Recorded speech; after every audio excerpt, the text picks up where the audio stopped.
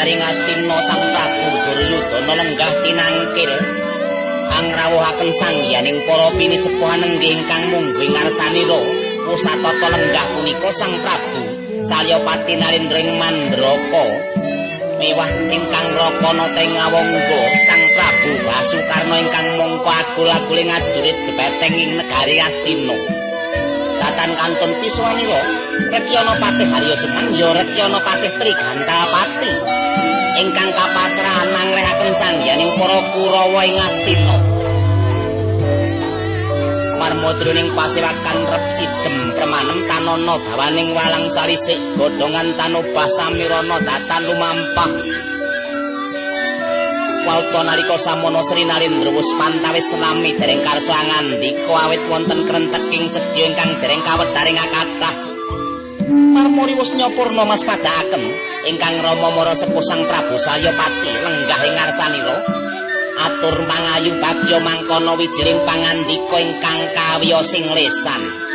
Paman Prabu Salyapati, Pangandika ingkang dawuh anak Prabu. Kakang Narpati Basukarna. Nuwun kula Nyai Prabu. Miwajeng ngandika Paman Harya Suman Wonten ingkang dawuh sinuwun. Sumangga kula atuhi lenggah ingkang prayogi. Nuwun iki nistakaken dawuh Nyai Prabu.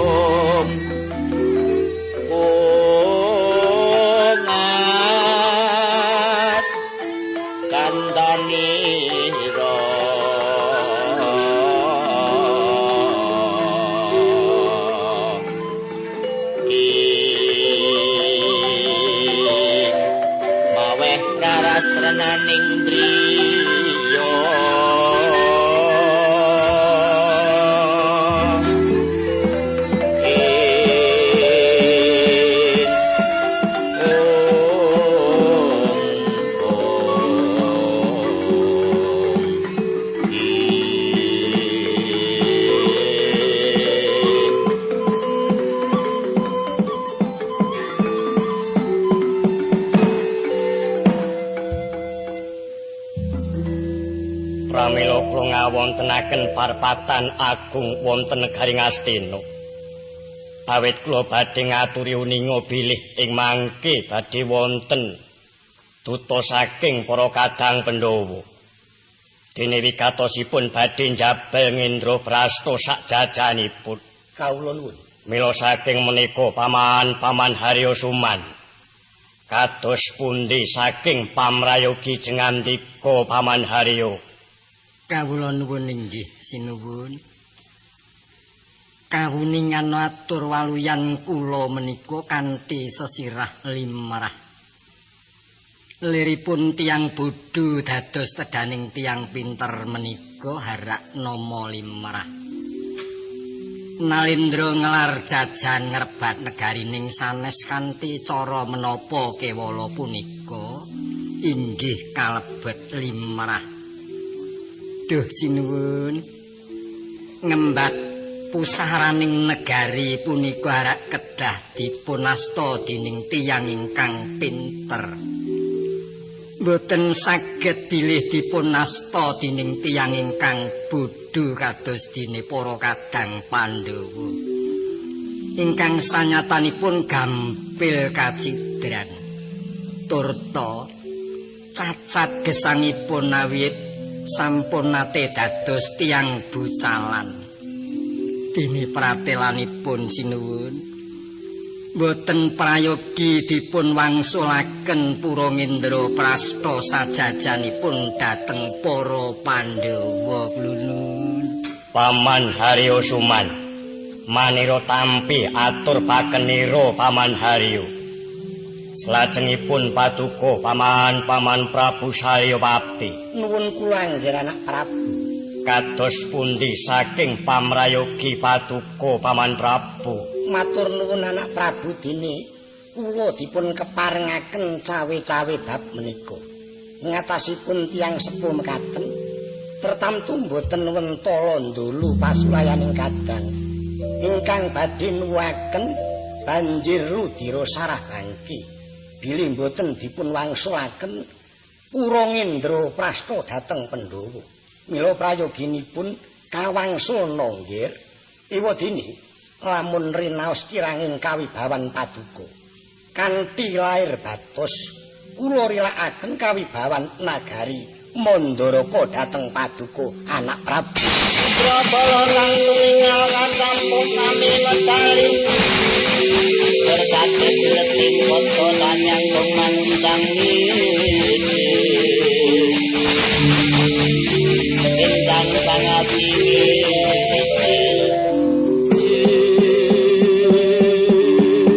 Yai Prabu.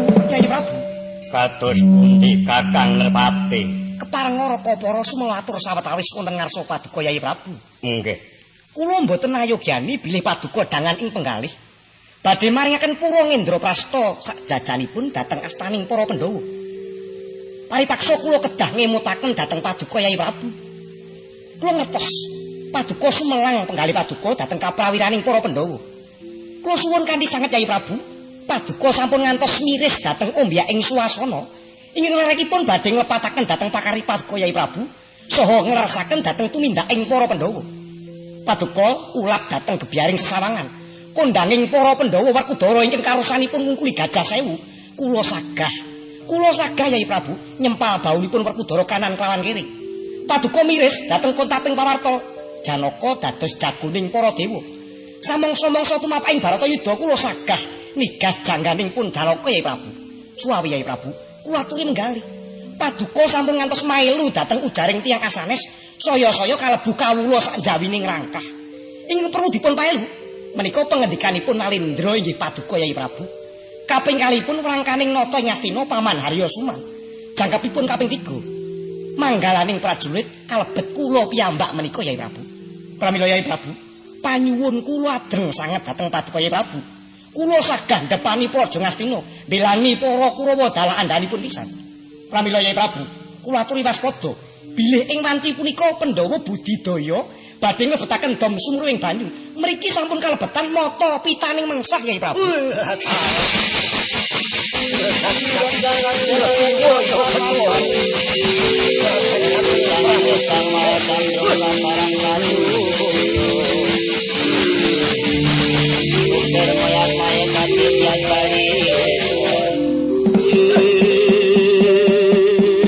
Anak Prabu, nyuwun parilah paduka sawetawis kula nggih nanggapi priyagung ingkang sabdanipun tanpa reringa. Bebasan wantun dilat wesi abang sarta ngremet wesi gligiran punika wau nggih. Paman Prabu Saryapati, Pun dawuh. wekdal kula aturaken namung. Paman Prabu sampun ngantos tedhakaken duka. Sumangga kula aturaken wekdal. Oh, niki kados menika. Sang prawiraning jagat ingkang minulya Narpati Basukarna. Mantuku wong bagus. Tak tampa lan kudu tak timbangi unjungamu kang tetela sira nganggep mungsuh marang maratuwa. Karna lamun kang durung uninga ing sira mesti ngalembana.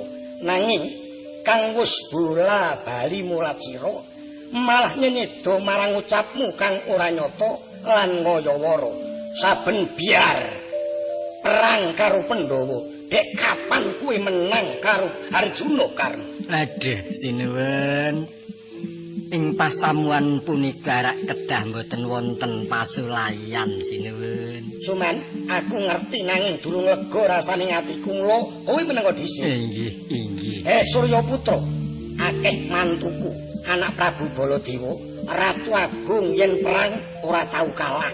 Parandene nyembah karo aku.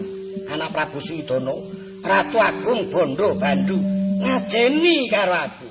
Mung kowe dhewe sing gembela sirahmu Karna. Paman Prabu kula atur inget menika saklebetipun parpatan agung Paman Prabu. Sekedap malih ki mawon anak Prabu. Karna anak dewa kang minger kiblate. Aja kaduk sumbarmu yen ora ana buktine. Kaya ucapmu kang ngreweteh. Aku iki wong tuwa wis pikun yen ngadeg dituwak. Yen mlaku nganggo teken nanging rungokno sumbarku. Kemlawening astaku nempiling sirahmu ora sigar merapat. Tak sembah idri-idren.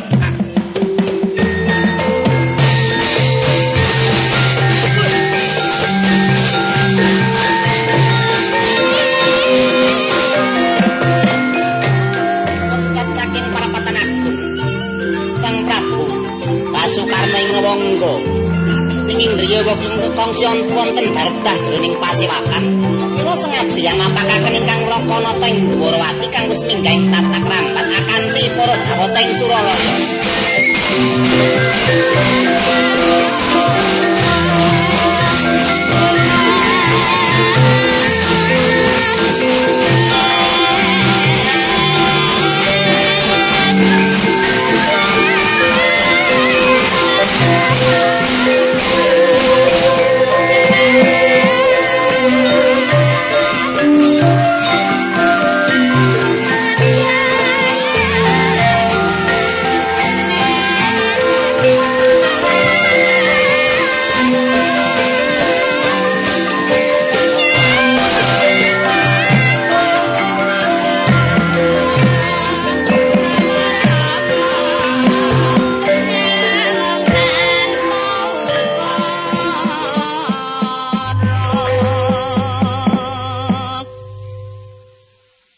Bejo kemayangan negara Ngastina wektu dina iki.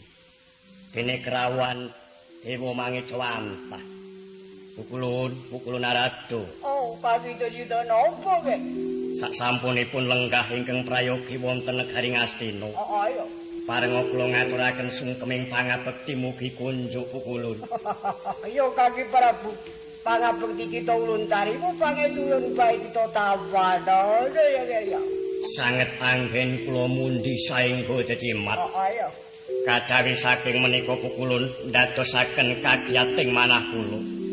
Rawuh paduka wonten negari Ngastina wonten wigatos menapa Pukulun? Lantadening kawan kita ya ngen. Munggo wigatining pratawun kanthi para maharsi kasuwargan iki. Ayatine ngemban dawuh timbalane Pukulun Bathara kang supaya kadawan angombyongi satanang seni marang Kaki Tresna kang dadi tutaning Pandhawa anggone sapa temen kelawan jeneng Hilung. Menapa inggih kapara saestu Koko Prabu Sri Bathara Kresna? Nuwun inggih Yayi Prabu kesinggihan sabda pangendika paduka Yayi. Menawi mekaten ibarat wiwara sampun pinuku. Mila sumangga kadhawuhana Koko Prabu. Purwanipun mekaten. Pun kakang anggen kula sowan wonten ngarsanipun Yayi Prabu Gurawati. Kados pengawakaning para Pandhawa lumampah duta Yayi Prabu. Paduka Yayi Prabu supados pirsa lan enget dumateng para Pandhawa. Kula menika supados anyuwun wangsuling negari Ngamarta dumateng para Pandhawa. Dene Yayi Prabu, kula aturi maringaken awit menika anggenipun bebodro piyambak inggih kadang paduka para Pandhawa Yayi. Ya jagat dewa Bathara, Koko Prabu Sri Bathara Kresna. Kula Yayi, Pancen sampun sawetawis wekdal anggen kula menggalihaken. Anggen kula badhe mangsulaken Indraprasta sakjajanipun dhateng para kadang Pandhawa. kula aturaken Koko Prabu dinten samangke. Wah, kaki Prabu Duryudana putine Kali Kresna ya. Kados pundi Pukulun? Kula Pukulun, Ulun wis anekseni. Alamun kaki Prabu Duryudana wis ana danganing penggalih kepareng maringake bali ing negara Ngamarta marang para Pandhawa. Iku satu akarya supornaning panggalih ulun ya ya. Nggih. Mula ulun ilanono pamit bali marang Makayangan. Perlu atur muni kaya ngersane Hyang Jagadgirina ngono ya. Sembah kula ingkang nderek Patuko Pukulun. sembah kula ndekaken Pukulun.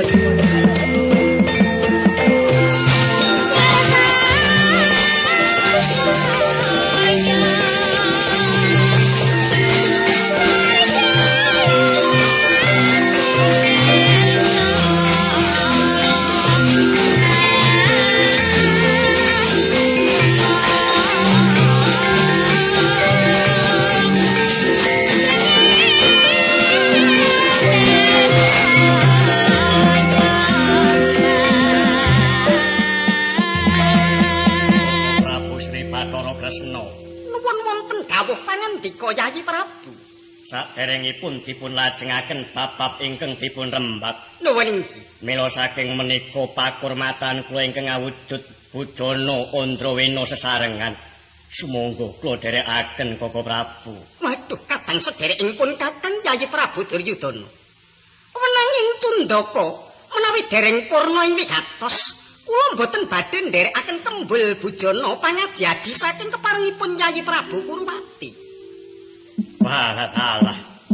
Koko Prabu sanadyan Patuko menika mbedakaken kadang. Nanging sumangga kula ting lajengaken anggenipun paring kawuh Koko Prabu. Yayi Prabu. Paraning Patuko sampun wijil ing panggalih. Menawi pamirsa kula negari Ngamarta dumateng para Pandhawa. Pramila Yayi Prabu. Sumangga kula tapak asta sangandhaping suraos janji-janji kasebat ingkang sampun kula bekta wonten ngarsanipun Yayi Prabu. Mila Yayi Prabu. Yayi Prabu kula berbukti bahwa laksana kaleripun paraning para Pandhawa sampun nglampahi kados nyambut calan kalaminipun 13 warsa. Sakmenika Yayi para Pandhawa namung kepengin wangsuling negari Ngamarta. Pramila Yayi Prabu sumangga kula tapak asta wonten sangandhaping janji-janji kasebat Yayi. Kata nalika samono eling-eling Narendra ing Astina punika Narendra ingkang ngambek angkara budi. Wis tindak culika makaping-kaping nanging datan rirana senggalih. Penggalih mung tansah leres kewala kang ginalih. Marmo atur waluyan marang ingkang Rakana teng Dwarawati sarwi ambek kosandrane kadya singa barong. Asa nubuk mangsane. Koko Prabu. Yayi. Kula jambil rembak kula. Boten badhe kula ulungaken dhateng para kadang Pandhawa negari Indraprastha sajajaripun. Sanadyan sak kantun sak megaring payu sareng pecating nyawa kula badhe kula paringaken Koko Prabu.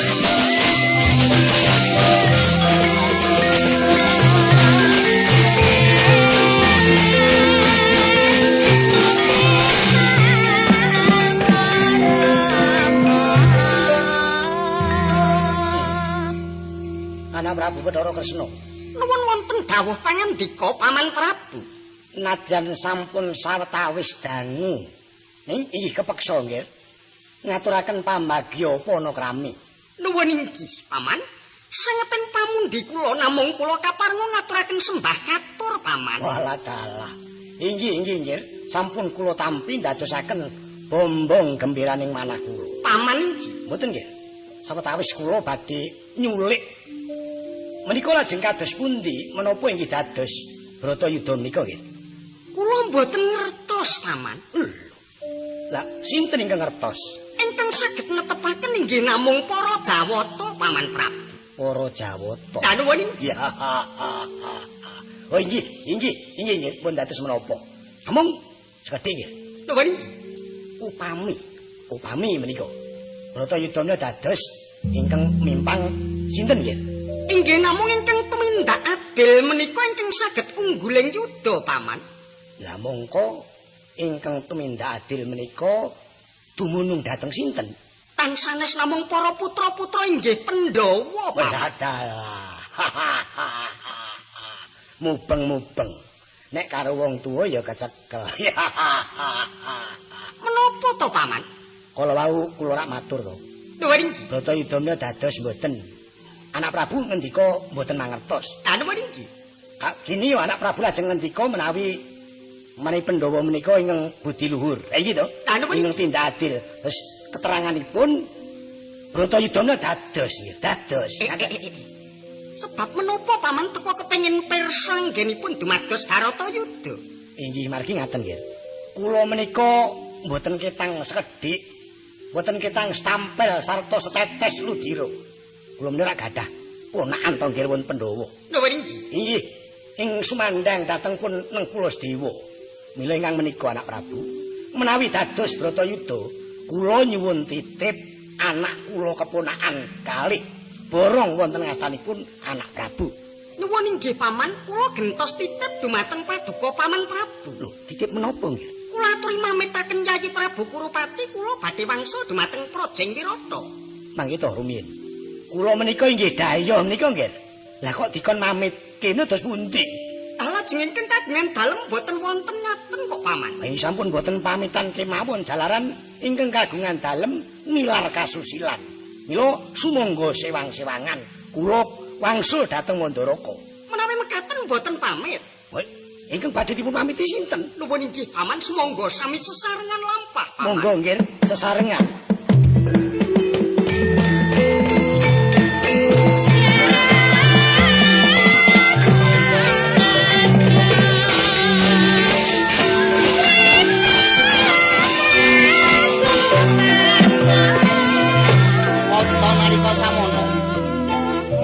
Saking karsanira ingkang Rakanata Ndhurawati angawe ingkang Paman Patih Harya Suman Sang Prabu Duryudana. Paman Harya Sempuni. Kula nuwun wonten ingkang dawuh sinuwun. Kakang Prabu kedah dipun cepeng lajeng dipun haru.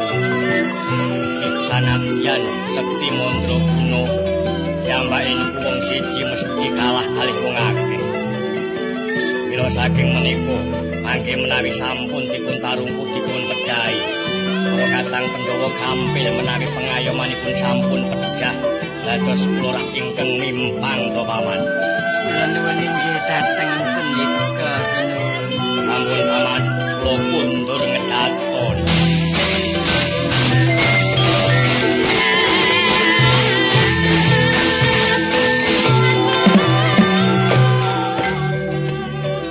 Anakku para Kurawa kabeh nggih. Ngendika, Mas. Kene padha maju ana wigati.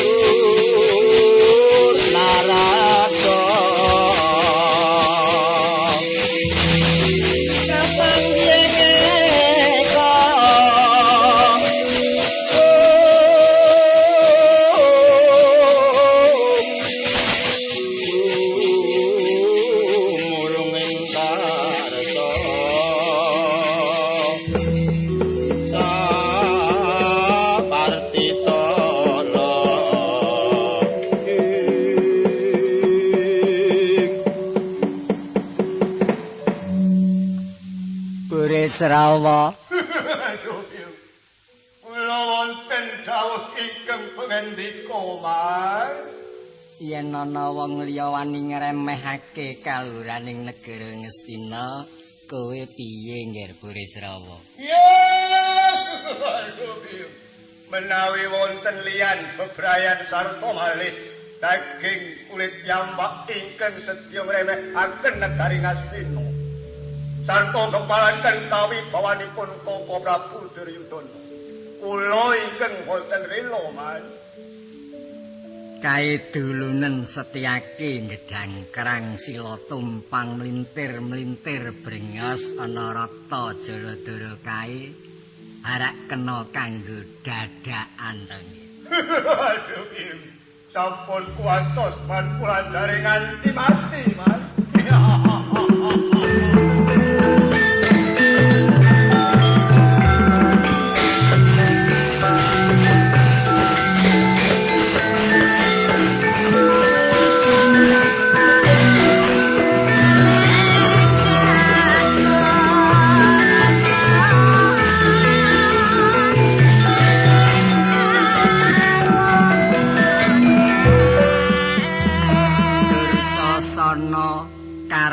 Marmo.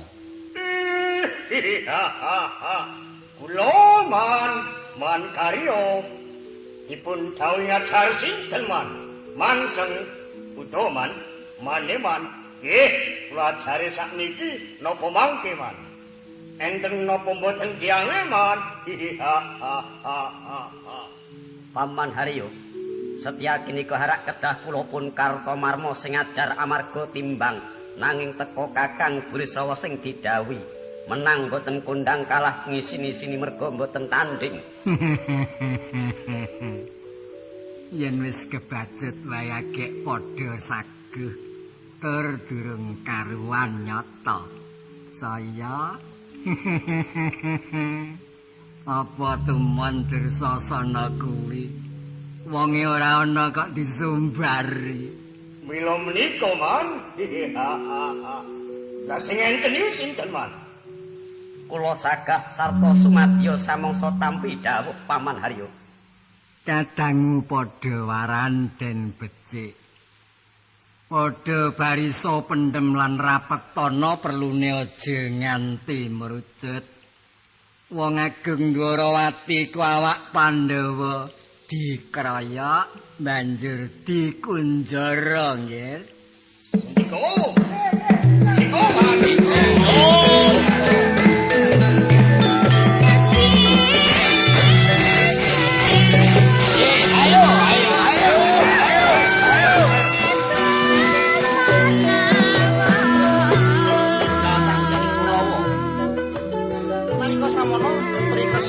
Dwarawati mulat datengira para Kurawa ingkang ngarsa krenah marang sariyanipun mangkono wijing pangantika ingkang kariyosing resa. Suwaning ratu kepeting jagat gelagling bumi panuksuwaning jajaran Matepah. Tepat direnggon kandhanging kabeh para Kurawa. Arep dikarungku wening kraton ing Ngastina. Supaya kudu dirijuk kabeh para kuring wis padakno aku Kurawa.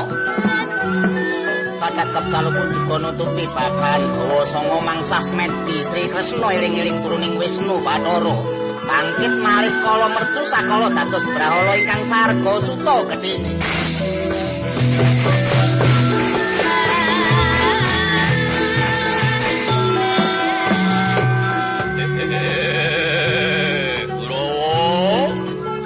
Wong Ngastina kene padha maju sak cinil babang pisan.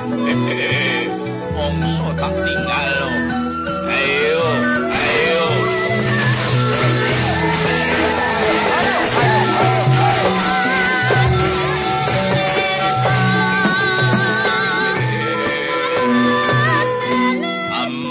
Amuk. Kurawa kroyok anakku wong Ngastina aja padha mlayu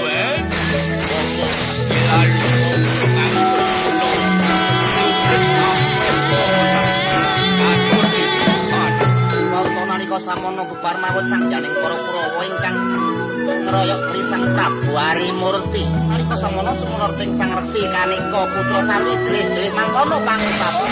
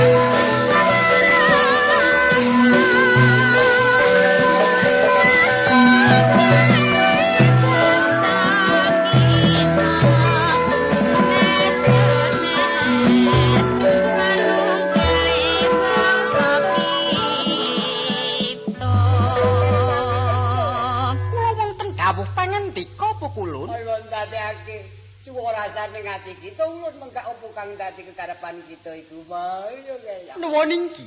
Amarga ulun wis ngawuningani pribadi sangka ing kadewatan.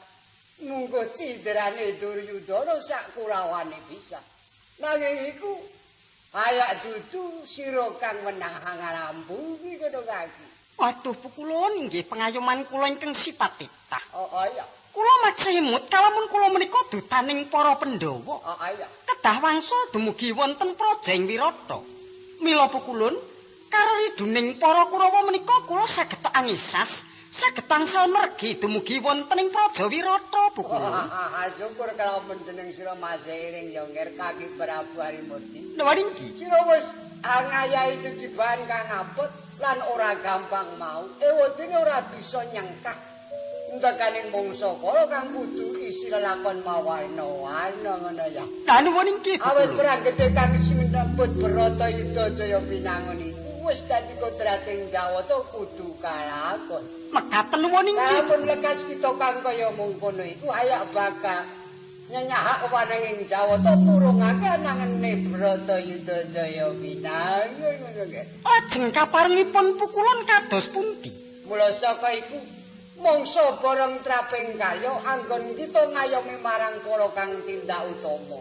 Ulun muhung angesteni apa dene mangestoni ngono ya. Mekaten nuwun inggih Pukulun, sanajan kula ugi badhe nglajengaken lampah Pukulun. Yen mangkono ulun ana bali marang ing kadewatan sesewangan kae. Lah nuwun inggih Pukulun. Iya.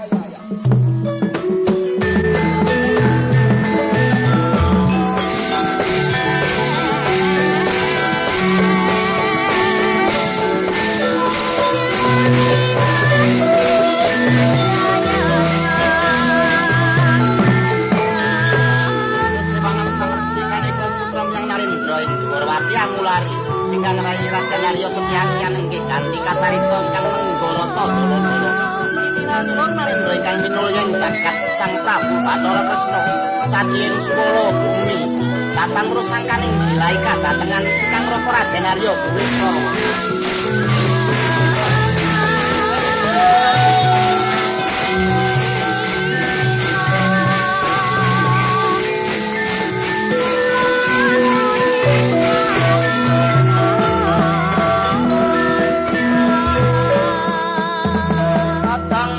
Waranten pece besok amendemo baris dan prayitna Wyasaronta wong ing Parawati inembesani awak Pandhawa.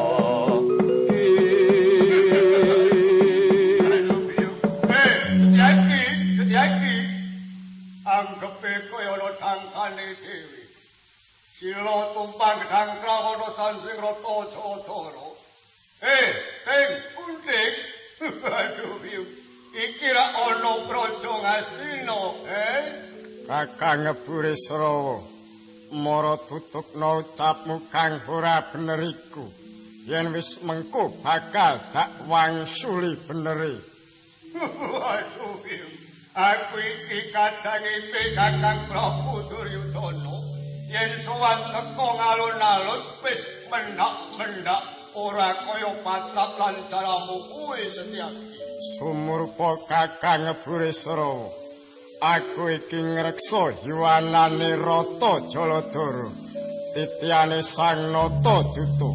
Beda yen kowe Kakang Burisrawa nganggo cara sing kok ucapake mau, awit kowe Kakang Burisrawa pari kudu ngalap siing Suyudana. Wah, kemethak wangsulane. Waduh, aku ngerti praptane Kakang Prabu Sri Bathara Kresna. Arsa murungake Bratayuda. Nanging upama dumadi rungokno tak prasapa. Diseksenana jagat saisine. Besok yen aku madheg Senopati, aja liya tanding kajaba mung kowe kebarat Setyaki. Babu tak timbangi Kakang Burisrawa. Sak mangsa kowe dadi senopati, kudu aku sing dadi tandingmu keparat. Cek kenceng Bratayuda. Kepara ngarsa tak kembari. Kakang padha warangan pete desa aman semok. Karesen prayitna awyong saranta. Wong ing swara lati kirung wetane kawak Pandhawa.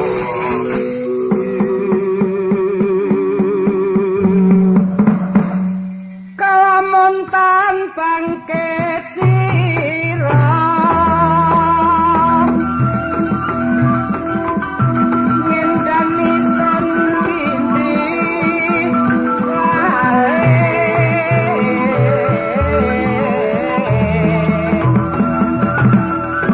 yo kene tatan sam foto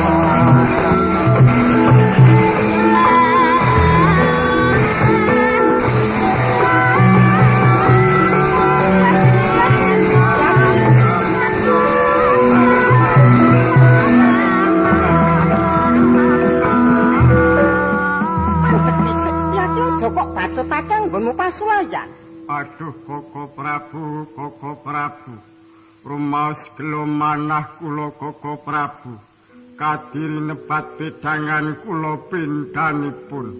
Rumaos dereng tutuk anggen kula lumawan yudha kaliyan Kakang Burisrawa, sampun paduka pampeng Koko Prabu. Iki durung kala mangsane paperangan mula sadindak candhet Setyaki. Kula sampun prasopo Koko Prabu. Bincang kula kedah tanding kaliyan Kakang Burisrawa Koko Prabu. Yo yayipun Kakang nekseni mula kang iku ayo nderek tumeka menyang panggombakan yo Di yo. Monggo kula dherekaken Koko Prabu. Setyaki.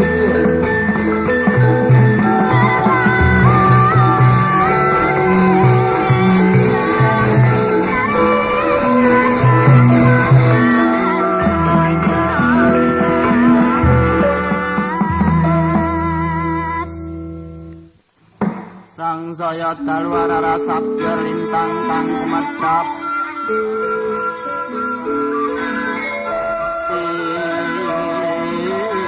iti sonya tengah wangi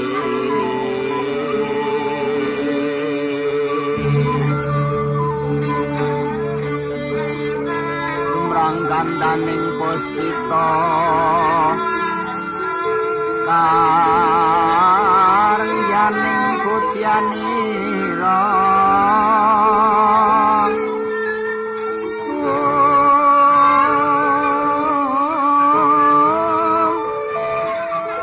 sang Wijawara mbrenganan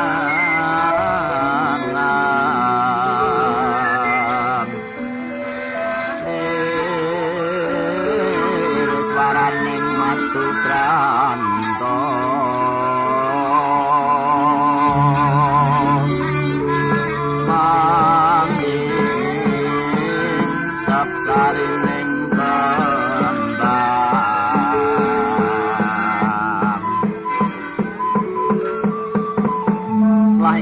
wau ganti kacarita para parpat ingkang wonten sanjawining Tegal kuru marengi mangsa maring angleng-angleng samya jumedhul saking ngeleng.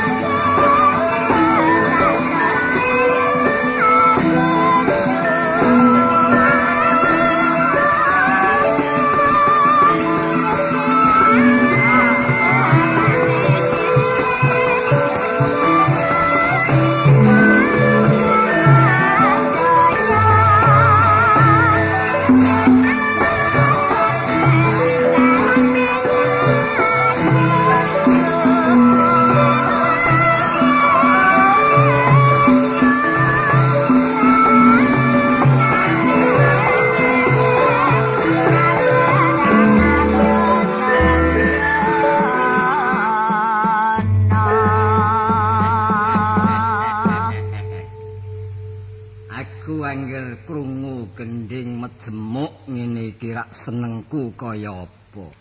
Ora takono. Kok majemuk ya apa kenduren apa piye? Cucur bawuk Petruk iki mau. Apa ta kok iso cucur bawuk ki mangko karep piye? Gending iki mau lho, Duli. Oh, iki mau gending angleng mah. Lah ya bener Kang Petruk kuwi mau angleng jenenge. Ai. Begek ugek satu lito mel. Wayah. Ngopo kuwi? Ngene lho. Suhrep Data Pitana anegih negari pundi to kang kaeka adidosa Purwa. Ya, aku ngerti kuwi Kang Gareng. Apa ayo? Kuwi rak sebute dalang arep njantur to Kang Gareng. Yo cocok. Nah, bareng aku coba gogok petok. Ora iki sebute apa ora ayo. Aku ya ngerti genah kuwi pitik arep ngendhok ngono lho, Tang. Iya ta. Ha saiki gelo rungokno aku gelo. Ting ting ting ting ting ting ting ting. Lagi apa kuwi, Duli? Ngerti ora kowe, Reng? Apa aku ora genah, ora ngerti. Petruk ki ngerti ora jane coba ayo. Lho aku malah ora tanggapi apa kuwi. Ha iki genah sesebutane wong tawa sauto ngono kok. Duli nolo Gareng wonten dawuh pangendika Rama Diwaji. Marem matiku. Ana kabar apa, Duli? Oh ya, dugung mo. Aku golekno tempilan nolo Gareng. Larak apa to Rama ki mesti senengi kok kaya ngono. Rumangsamu apa to kuwi? Dugung kuwi tegese duta agung. Apa iya ngono, Petruk? Iya kok mo. Aku ya wis ngerti dutaning Pandhawa kuwi ora liya sinuwun ing Dwarawati Sang Prabu Bathara Kala. Kira dhewe mo. Sang Prabu Bathara Kresna. Iya. Iya.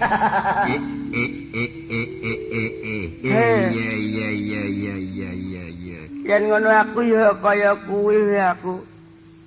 Ya, aku tanpa lombok. Ya mung semangka. Hai. Adik kaya wong tawa sauto wae. Uli nolo Gareng. Apa mo? Petruk. Nun. Ageng. Kala Pak. Mbok aku kok ulerake kambang, Duli. Wah, glole kon nape kambang? Apa? Balik kambang? Njaluk Mas Kumambang to, Pak. Uler kambang.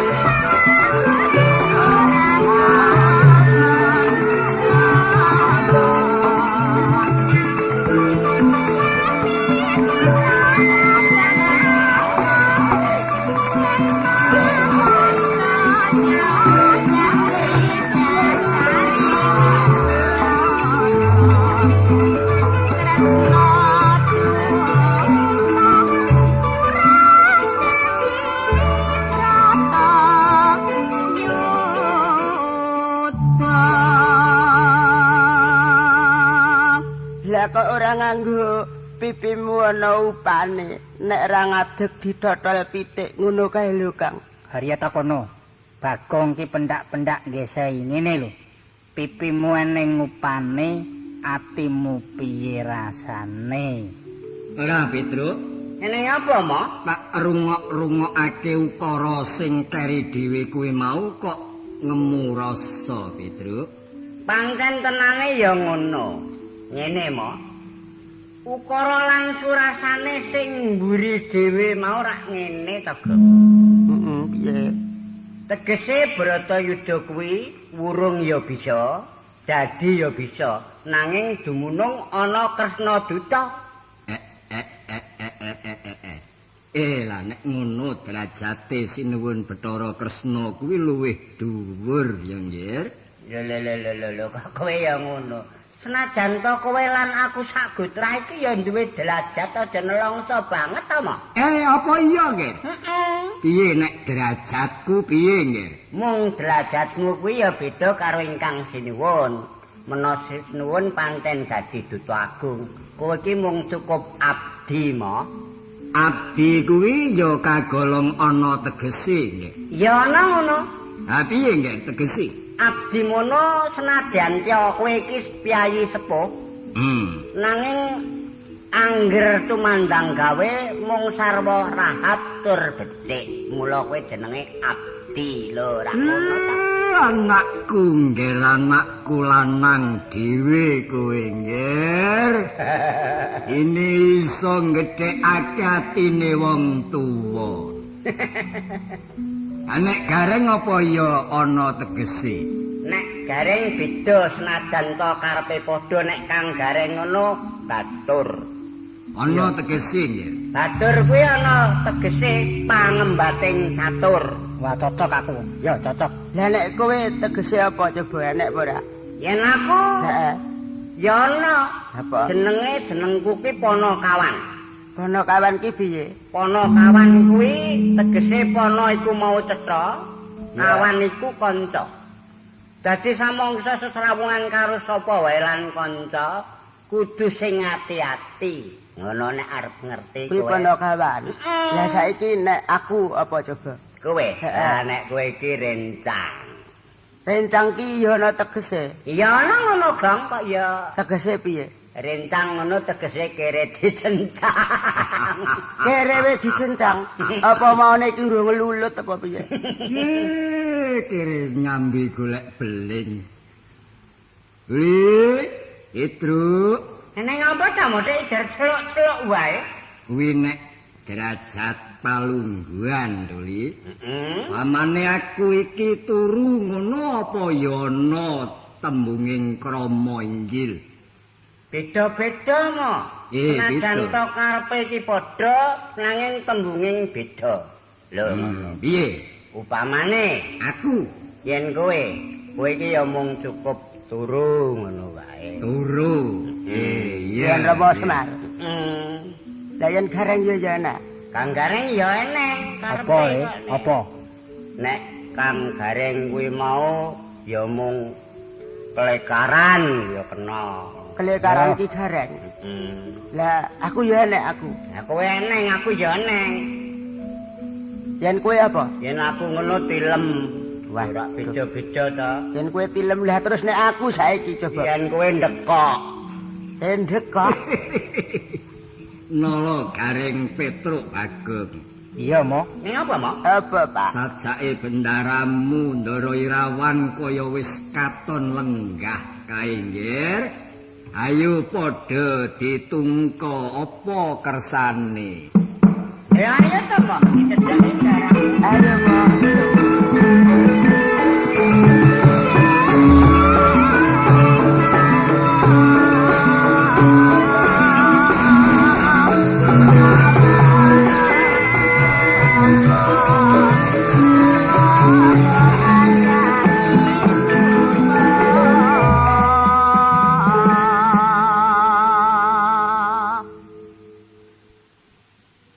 Acarya Karta wekasan muai kotono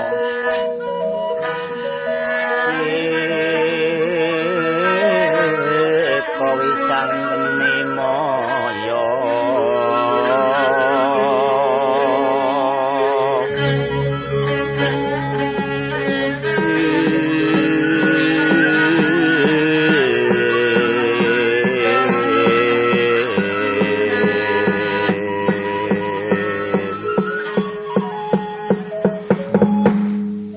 ira Raden Irawan kadherekaken para parapat sinuba suba para kawula.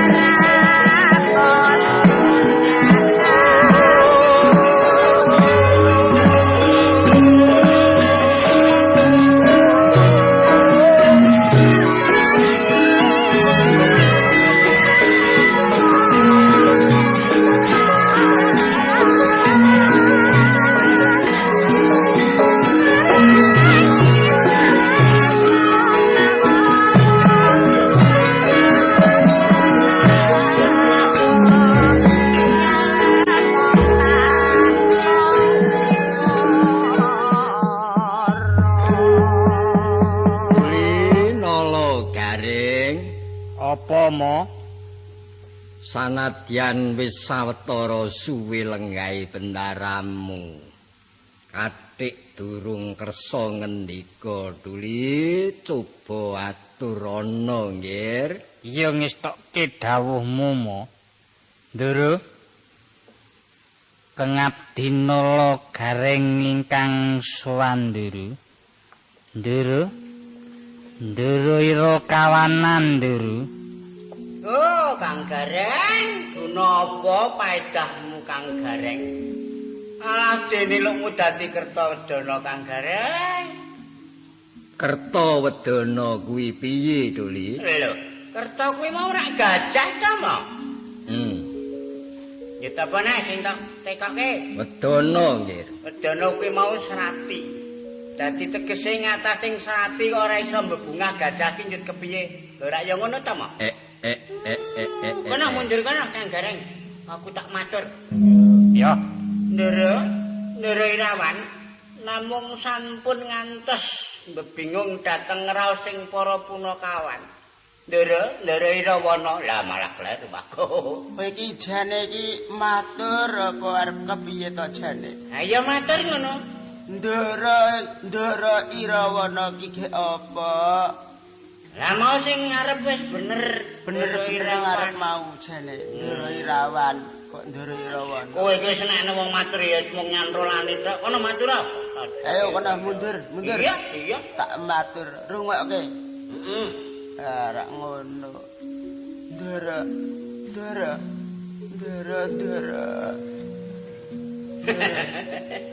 Dadi kaya wong apa to, Gong kowe kuwi. Iki jane geger nek nang wong matur iki geger wae.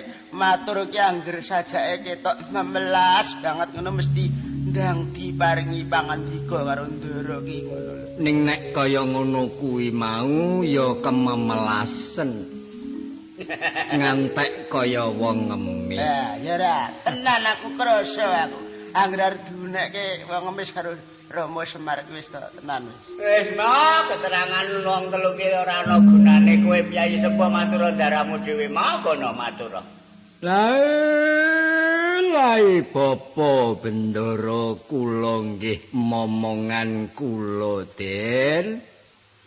Iko niku badhe tindak pundi Ndara monggo kula aturi pangendika glunun.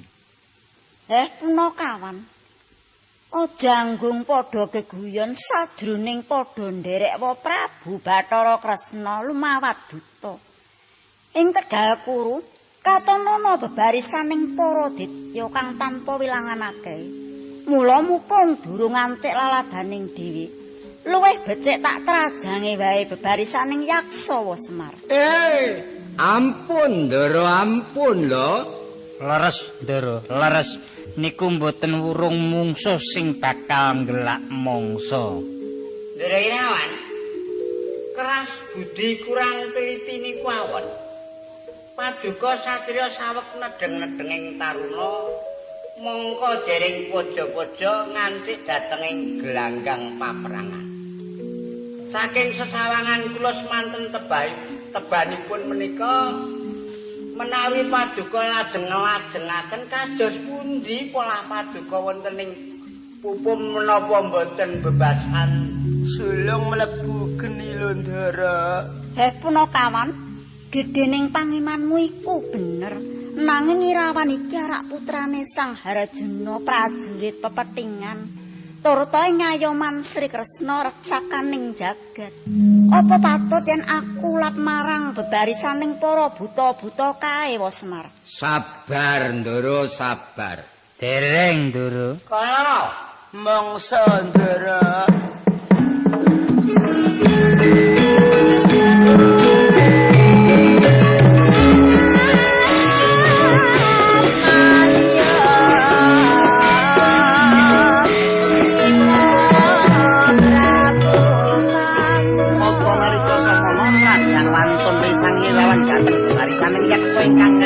Wonten madyaning Tegal Kuru.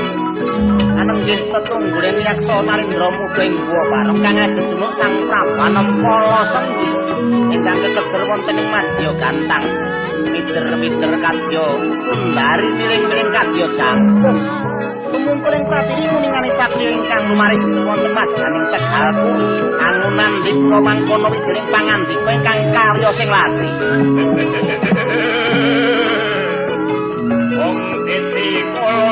Rudra Dewaku suwe temen ketemu sing tak pati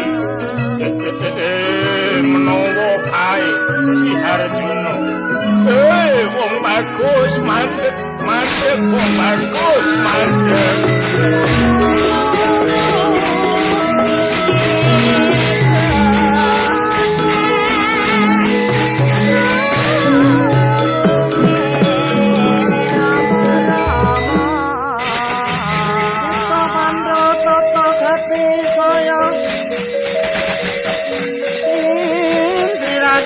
Saramaruta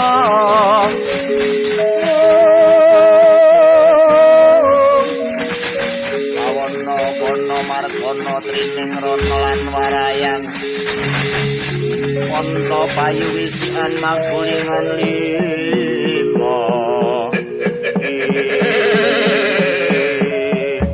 Ojo maksud wong bagus kae dudu barisaning bocah buta sing bakal ngluruk perang nanging mung upacaraku kejaba yen perlu nampa dawuhku wong bagus sapa jenengmu lan sapa kekasihmu Aku Bambang Irawan sangka Praja Wirata Halik Yaksa Raja sapa jejulukmu lan ngendi pinangkamu sarta paran kang sinedya Yaksa Raja Muda jejuluk Prabu Kala Srenggi. Tong kowe Guwa Barong, Irawan, aku tutuhno lamun sira wis sumurup si Harjuna. Sumurupa heh yaksa. Kang kekasih Raden Harjuna iku sudarmaku pribadi.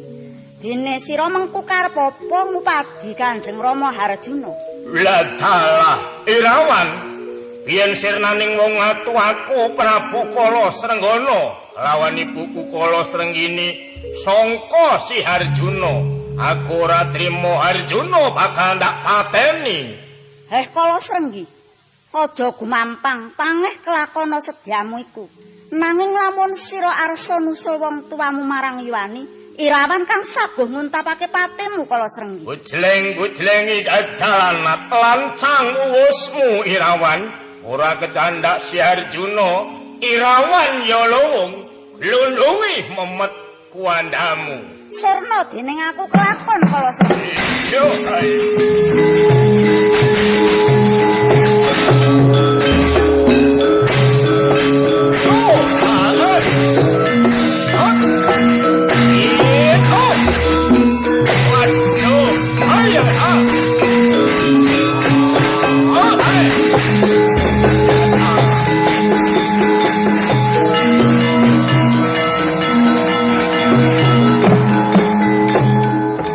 nalika samono rame kene Bandayuda.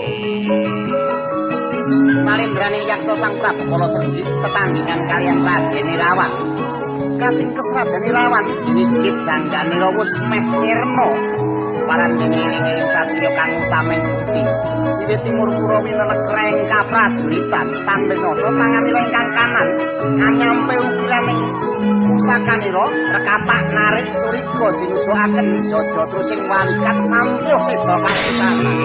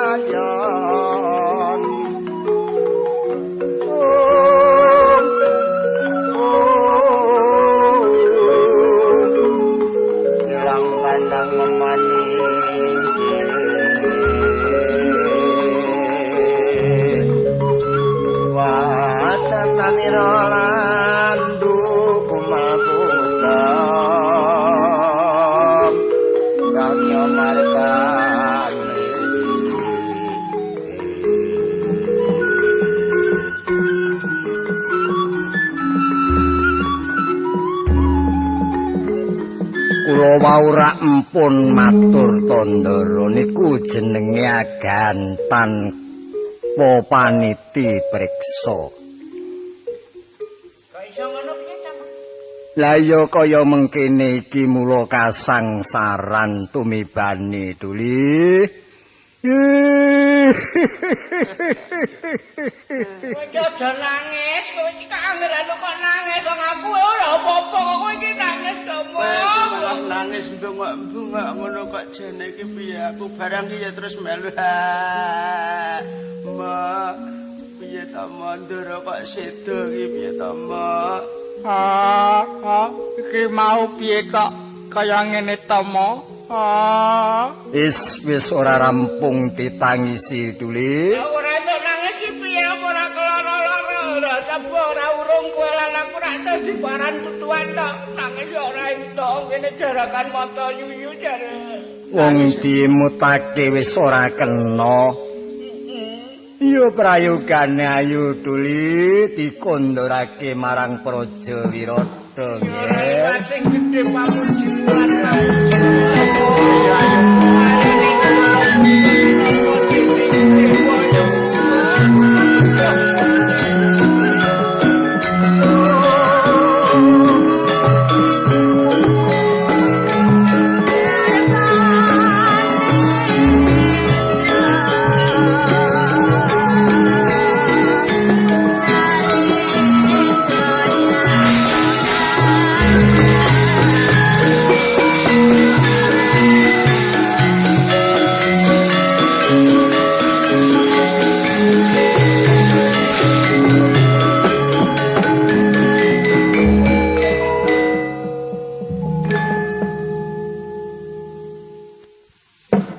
meh raina semubang yang haruna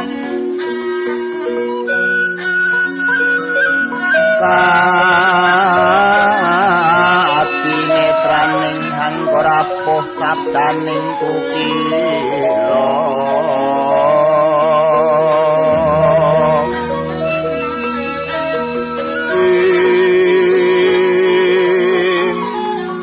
tingkani kara saketar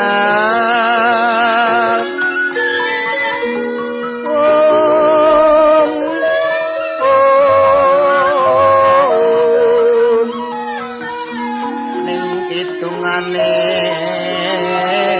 engkong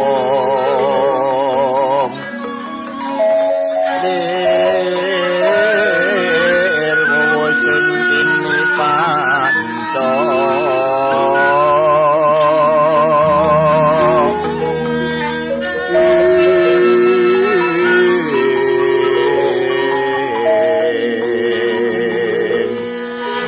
papetoking ayam wono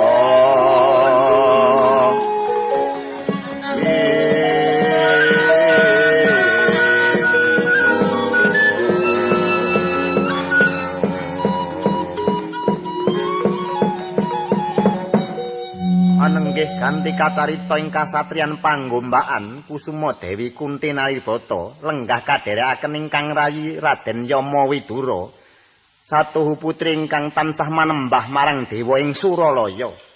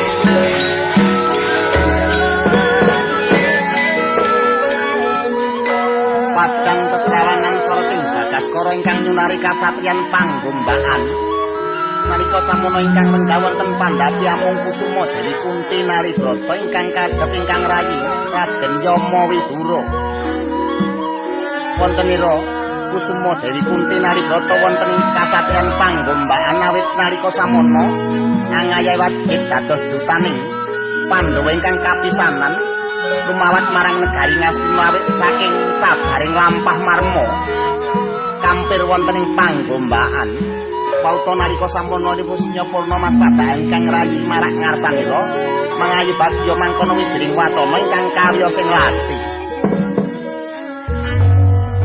Yayi Widura nuwun kula kapara ngarsa sowanira awit banget pangranipun Kakang Yayi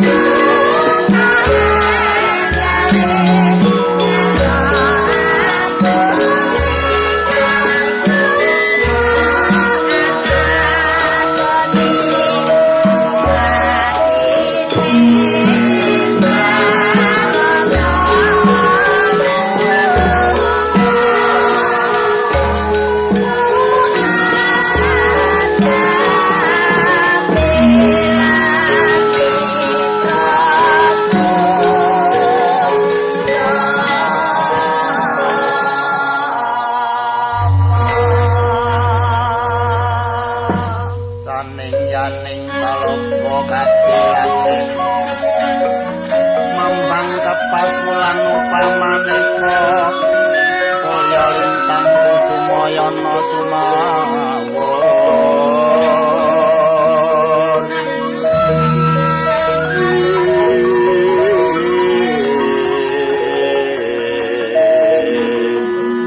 mawur kang sekar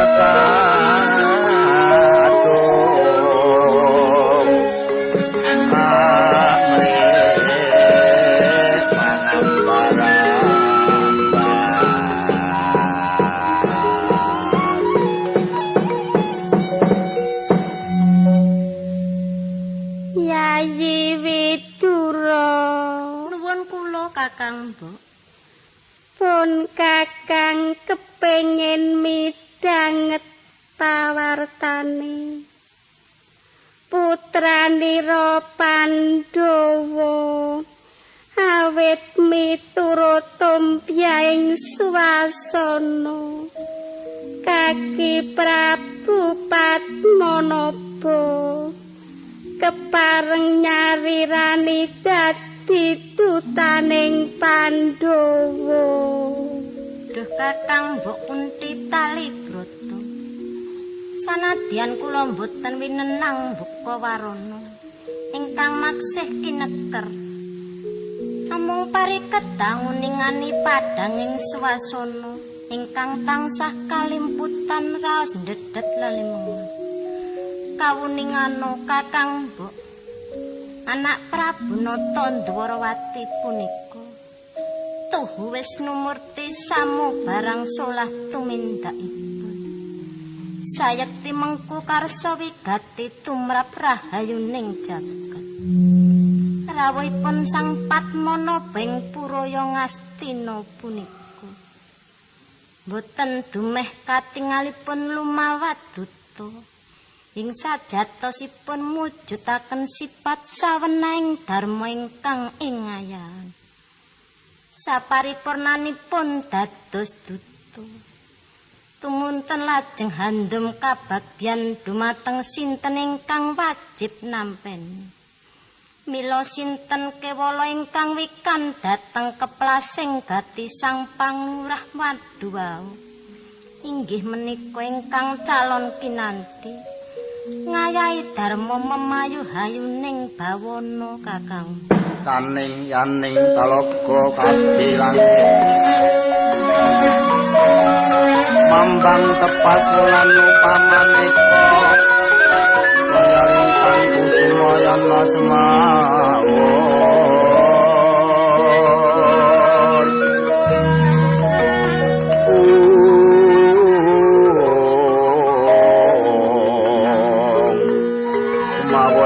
Sekar kadung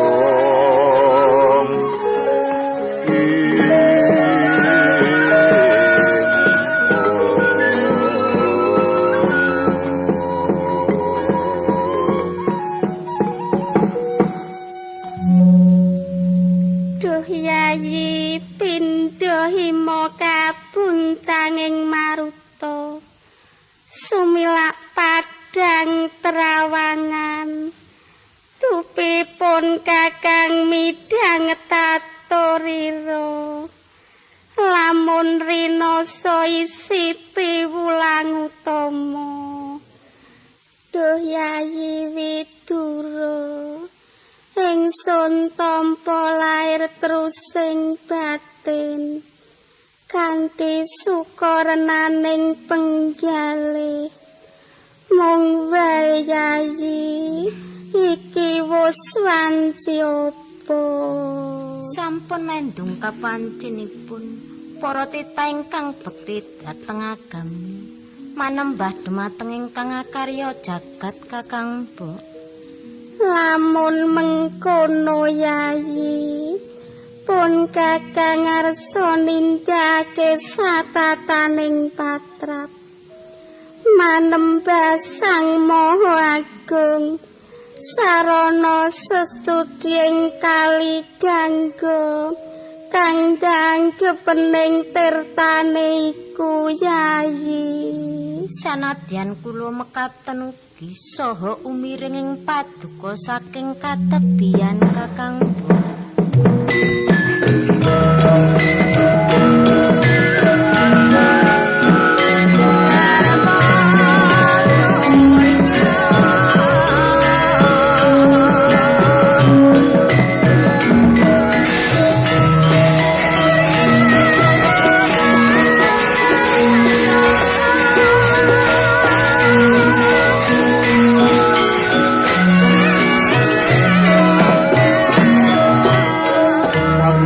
Samono kusmentar saking kasatriyan pangombaan Kusuma Dewi Prita angaya wajib suci wonten madyaning benawi kanggo nalika samono riwasnya purna nggene rasa suci minggahing disiking benawi kanggo angawe ingkang rayi Raden Widura daya-daya arsa kondur marang pangombaan.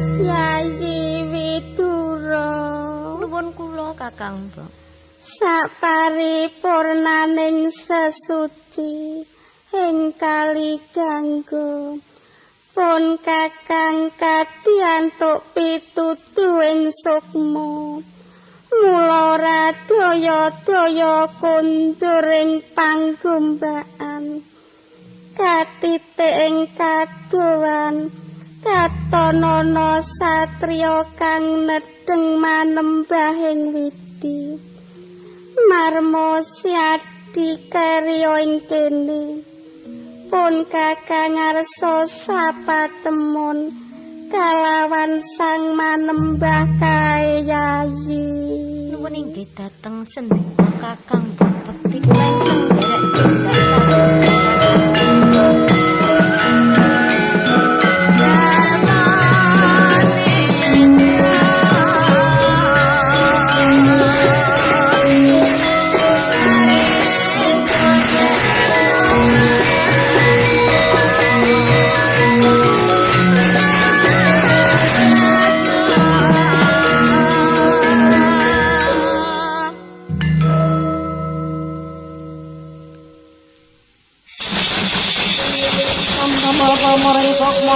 Maya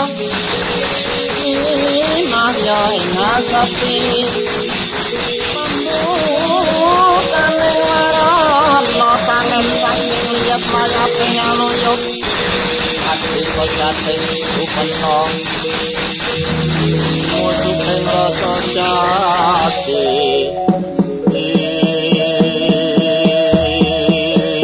Wauto nalika samono Kusuma Dewi Kunti Nalibrata riwusnya nyaketi satriya ingkang ndawek ngayahi wajib manembah marang Kang Maha Agung kang satuhune punika ingkang putra Raden Basusena.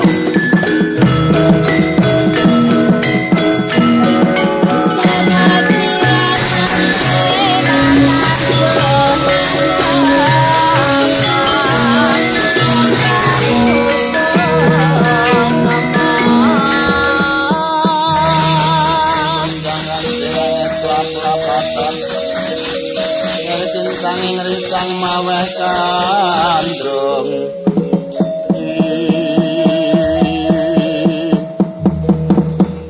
anak kunggir Basukarna Duh sang putri boyo wonten wigatos menapa paduka nyaruwe dhateng jasad kula menika duh kula sutane Kunti lha niki sira aja pitambuh sejatine sira iku atmajaning sun kang sanyata mijil pambayun saka sariraning sun mula kula bayuwataha sira nyebuta ibu marang ingsun kang sanyata ibunira pribadi kula Kusuma Dewi minangka pangaopaning para satriya. Nuwun inggih dakal ingga murda dene paduka Kusuma Dewi kersa ngaken putra dhateng jasad kula. Inggih sajan babakan menika, kula ugi sampun winangsit dening Jawata Bathara Surya Menawi paduka menika ibu kula pribadi. Nanging katemben menika ibu emanipun paduka lajengaken putra kalian kula menika. Aduh putraning sun kula. Sanadyan wong tuamu aku uga sandada marang sisiping tindak kawuri. Layak sira ora bakal kasamaran marang gawating lelakon tumrap marang kenya kang sesuta iku. Sanadyan dumati ning putra iku ora merga laku sedeng nerak kasusilaning akrama. Mula kula sira kang sanyata putraning sun wiwit timur wis kapisah saka panggula wentaing ibu. Uga ingsun sesuwun sira dadi satriya linuwih kang bekti ing kautaman.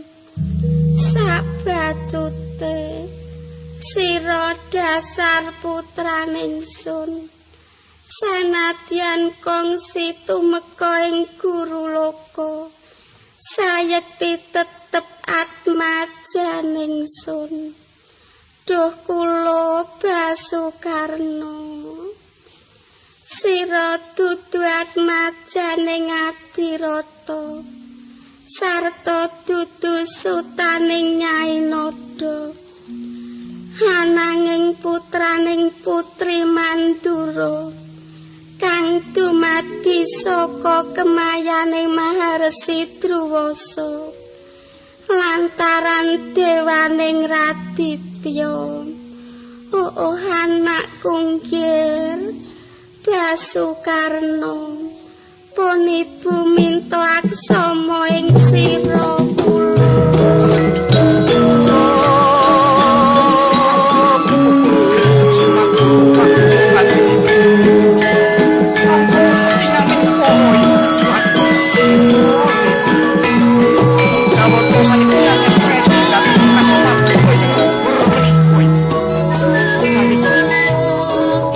Senajan cengkaing pangaos kula benten kelawan kasunyatan. Nanging karana pangendika paduka ingkang pungkasan sinartan tumetas pasu wonten ing bantha. Saknalika damel triyuwing manah ing pangaosipun kula sampun ngraosaken sing tresnaning ibu dhateng ingkang sampun sawetawis dangu mboten sami pepanggihan pramila inggih sajan pasamuan lan pepanggihan menika namung sekedhep netra keparenga babar pisan paduka Kanjeng Ibu kersa paring kali damar dumateng Atmaja Paduka. Lajeng tindak ingkang pundi wajib kula tindakaken. Lajeng sanesipun ngendika paduka ingkang pungkasan kala menapa tasih wonten pengendika ingkang tasih siningit Ibu. Monggo enggal paringa pangandikan Ibu. Isyon mengkene ratane sang Janardana dadi putaning Pandhawa ing Pura Ngastina iku parikudu nyegah tekaning dahulu perang kadang Barata ananging upama kula lamun Barata yudha jaya pinangun kapeksa dumati puniku kepengin uninga marang ideping tekatira kula. Kanjeng Ibu menapa gegunganing bangsa asu ngantos menawi paduka Kanjeng Ibu nyumenangaken sak bangsa tumapaking Barata yudha jaya pinangun kula kedah mengsah kaliyan para Pandhawa ingkang dipun tresnani dening Kanjeng Ibu Dewi Mitra. Kanjeng Ibu kula ngertos kula sampun ngertos dhateng penggalih paduka ingkang tasih siningit menika Paduka ngawalaken dhateng pejahing para Pandhawa iki sampun kasusra ing jagat. Pramila samangsa-mangsa tumaping Baratayuda kula kedah dados senopati depani para Kurawa kula kedah mengsah kaliyan mengsah kula boten sanes namung panenggahing Pandhawa pun Werkudara dalah panenging Pandhawa pun Janaka Kanjeng Ibu. Aduh anakku nggih Pasukarno Ibu mara sernano bae simena jauninga marang lelakon kang ngrerucipna ibu kula. Kanjeng Ibu pepunden jejimatku. Kula aturi miyarsaken atur kula ingkang pungkasan menika. Senajan istining manah kula kepengin depani para Kurawa, numpes para Pandhawa menika namung ideping tekad kula netepi darmaning satriya. Nanging salebeting manah kula iman sanget menawi Paduka Kanjeng Ibu ngantos ngenes penggalih karana guring para Pandhawa. Prastiyaning manah kula Ibu samangsa-mangsa kula mengsah kaliyan Pandhawa, kula mboten damel laraning Pandhawa, mboten damel pejahing Pandhawa, nanging kula kedah ical saking bumi menika Ibu.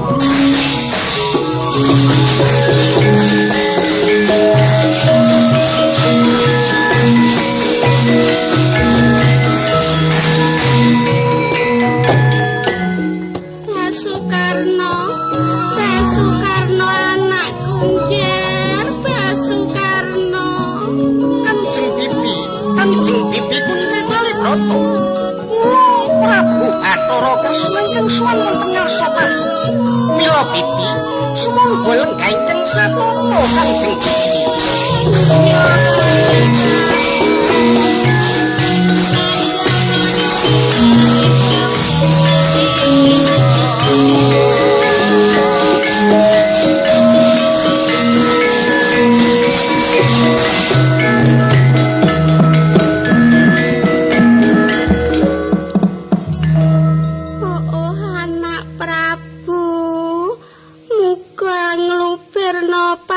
Sama marang pun Bibi Kaki Prabu Harimurti. Nuwun inggih Kanjeng Bibi mboten dados menapa Kanjeng Bibi. Iya Kaki Prabu pun Bibi mundhut wuninga. Munggo kepriye pawartane nggonira dadi dutaning Pandhawa menyanging praja Ngastina Kaki Prabu. Ngaturi kawuningan Kanjeng Bibi. Sowan kula wonten praja Ngastina cadar datanan tok damel. Dados cethanipun Baratayuda temtu kedadosan Kanjeng Bibi. Aduh anakku.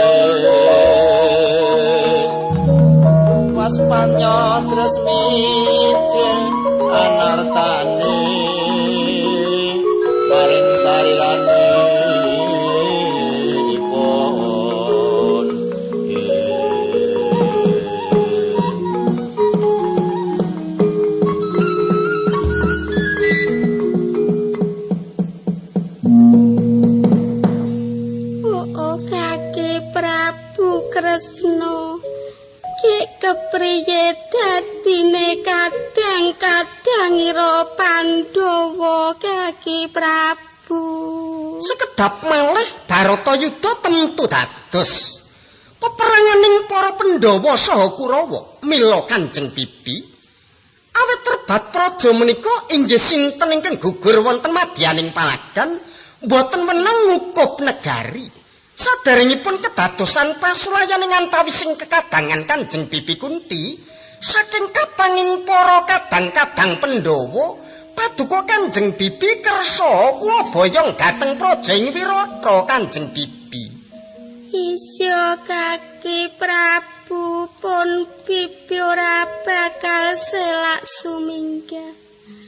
Ananging Kaki Prabu sarening jeneng sira iku dadi pengayomane para putraku Pandhawa. Tuntunan marganing kautaman. Sarta lamun jeneng sira kepanggya kelawan Atmajaku Surya Putra.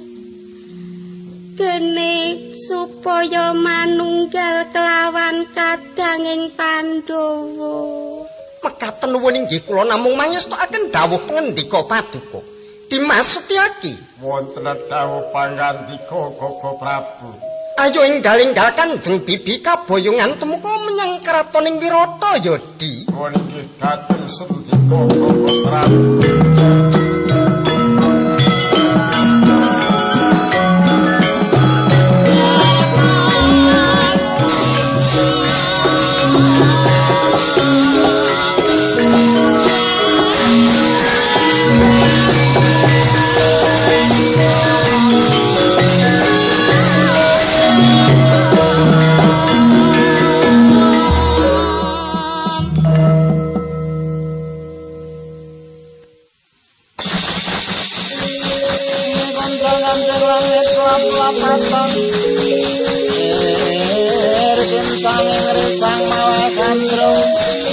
Barang laturo firmo yang mayek kati tiak baliwur Marisan kandung kari singitro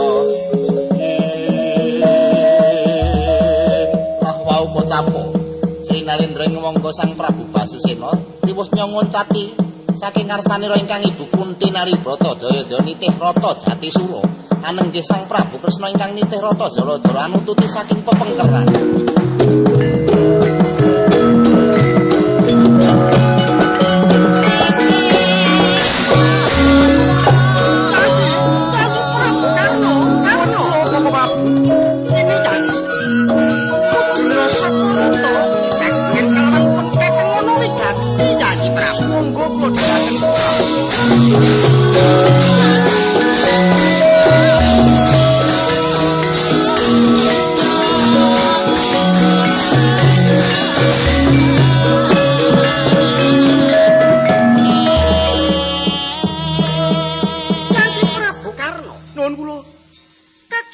penggalihmu Yayi sira ndak candhek anggonira nitih rata.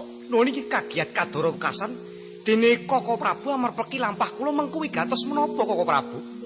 Apa sebabe teka siadi ninggalake pasamuan agung durung nganti purna ing wigati Yayi? Waduh dejimat pepunden kula Paduka Koko Prabu.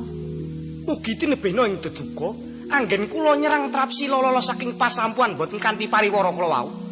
Namung sanget agenging panjagi kula dumateng pasamuanipun Yayi Prabu ingkang angestrenan dening para pinisepuh mahargya rawuh paduka wonten Pura Ngastina sampun ngantos wonten dahuru jalaran saking kripaduka kula Koko Prabu. Waduh adikku Di, aduh kadangipun Kakang Yayi Prabu Basukarna. Nuwun kula. Ya senajan pun Kakang wis bisa ndungkap saka karepet sedyaning panggalihmu nanging mung kinarya pambukaning kandha. Lha niki ngene Yayi Prabu. Lakunipun Kakang tumeka menyang Praja Ngastina dadi pengawakaning para Pandhawa laku duta. Cabar datanan tok gawe. Kedadian paprangan ingkang sinebut Baratayuda bakal kelakon. Mula Yayi Prabu Basukarna sadurunge kedadian perang gedhe ingkang kasebut Baratayuda siadi gelem manunggal para Pandhawa ya Di. Waduh Koko Prabu. Lajeng paedahipun menapa dene Paduka Koko Prabu mrayogiaken kula kedah ngempakalan para Pandhawa menika. Ngene Yayi Prabu. Pangucik baline negara Ngastina Ngendraprasta sak wilayahe ora melek kanggo kapribadene Yayi Prabu Puntadewa kuwi ora. Yen to purna dumadining paprangan bali negara Ngastina, Yayi Prabu Darmaputra danganing panggalih jumenengake Yayi Prabu Karna ingkang supaya nggawe dampar keprabon ana Praja Ngastina kinarya tetimbangane Yayi Prabu Puntadewa ing Praja Ngamarta Yayi. Kula mboten maiben dhateng utamaning penggalihipun Yayi Sang Ajata Satru. Nanging imanipun Koko Prabu. Iya. Lamun saestu makatena, kula ngempal kalian Pandhawa, menapa mboten badhe sinurak ing jagat wonten satriya malih tinggal amung milik kamukten ingkang mboten sepinterna kanggenipun Koko Prabu. Yayi Prabu, nuwun kula. Ing semu ana wewadi ingkang maksih siningit. Mbok ya siadi gelem walaka tumrapun Kakang. Ingsun saguh meksa jiwanamu Yayi Prabu. Waduh, Sang Kesawa kang ngandum kabagyan tumraping titahing Jawata. Nuwun inggih, kula sampun ngertos dhateng penggalih Paduka Koko Prabu. Menawi kula badhe ngempakaken para Pandhawa, menika ateges kula nyidrani lampah kula ingkang sampun sagah ndepani para Kulendra Ngastina. Kula malih tinggal tumput kalian Pandhawa. Kula potang kautamen kalian Yayi Prabu Kurupati ingkang sampun peparing bebingah kula, anggesangi kula paring kawibawan tumraping jasad kula.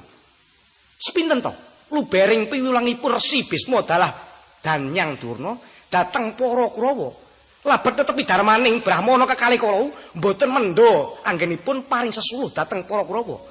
Nanging kula ngertos menawi angkara murkanipun Yayi Prabu Suyudana saandhanipun menika mboten badhe mendha saking piwulang utama, mboten badhe mundur saking pitutur.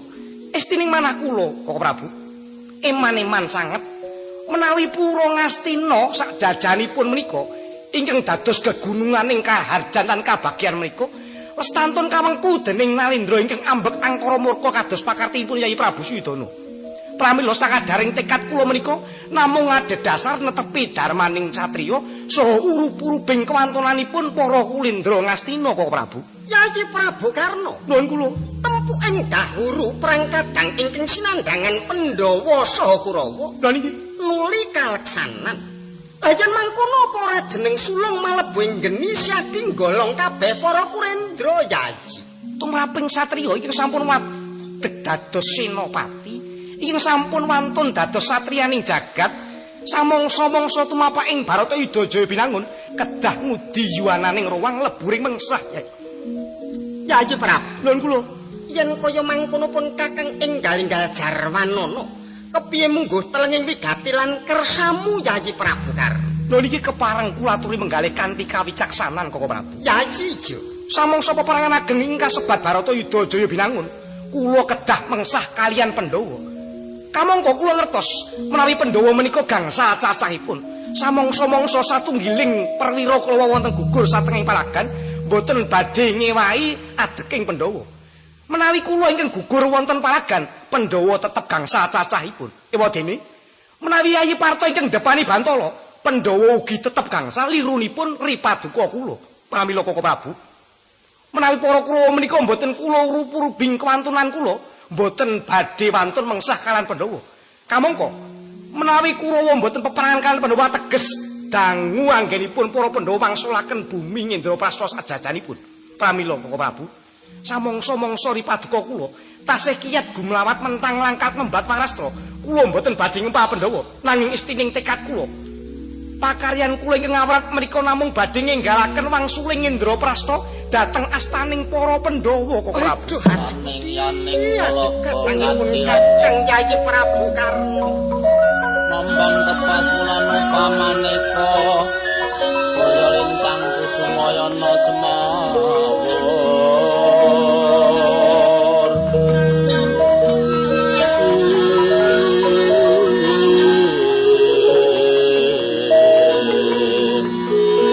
Semawur kang sekar kadung.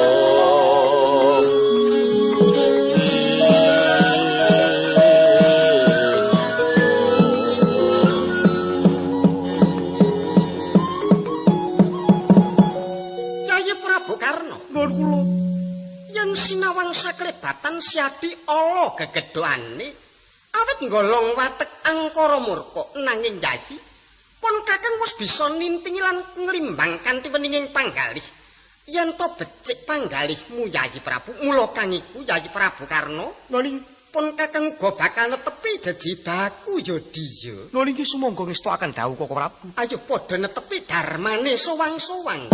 Lha niki kula dherekaken tindak paduka Koko Prabu.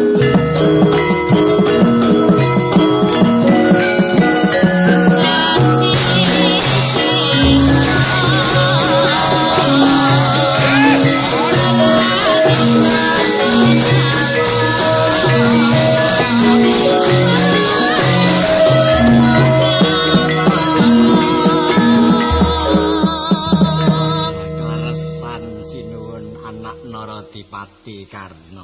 Lha niki kula badhe dhateng ing panggembaan perlu mboyong Kunti Talibrata perlu badhe kula tarungku. Paman Haryo Minjing menawi sampun Pandhawa dipun tantun watakipun anak Prabu Puntadewa menawi kadhawan milih negara karo ibune pilih ndi mesti dipun pilih ibunipun. Arak menang ta Kurawa. Kula ngertos. Nanging tumraping perwiraning jagat peperangan menika mboten ngantos numut-numutaken para wanita. Dumados sing Baratayuda mboten perlu kalian Kunti Talibrata. Menawi paduka Paman Harya ajrih mengsah kalian Pandhawa. Mangke kula ingkang badhe nugel jangkanipun para Pandhawa kanthi kasudebyan kula ingkang kalis ing dedamel menika. Kula pitados menika menawi sampun tumapak ing Baratayuda dhateng kadidyan paduka. Lah niki saderengipun nggih sampun ngantos wonten pangorbanan pepejah ingkang langkung kathah. Oh, mekaten inggih. Kula sampun dungkap dhateng kesanipun Paman Harya. Nanging menika sampun kelajeng mboten wonten Kunti Talibrata. Sababipun kula sampun ngertos menawi Kanjeng Ibu Kunti Talibrata menika minangka dados gegununganing para satriya. Nanging kawon rumiyin kalian Koko Prabu Sri Kresna ingkang sakmenika sampun boyong Kusuma Dewi Pitra Paman Harya. Weladir Sasana Kartomarma ditututi nyang Bathara.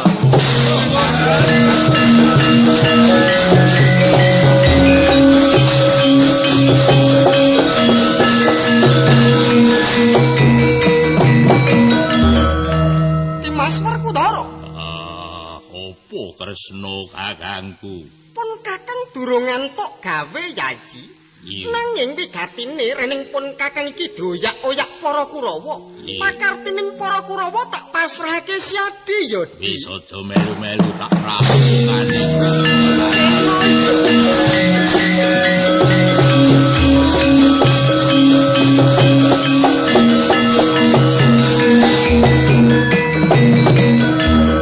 Werkudara. Opo sengkuni bapakku? Tak jaluk dhisik Kunti Talibrata bali menyang pangombakan dhisik. Wis mati. Werkudara kowe bisa mboyong Kunti ibuku. Dursasana aja kaya bocah cilik nggih. Ayo.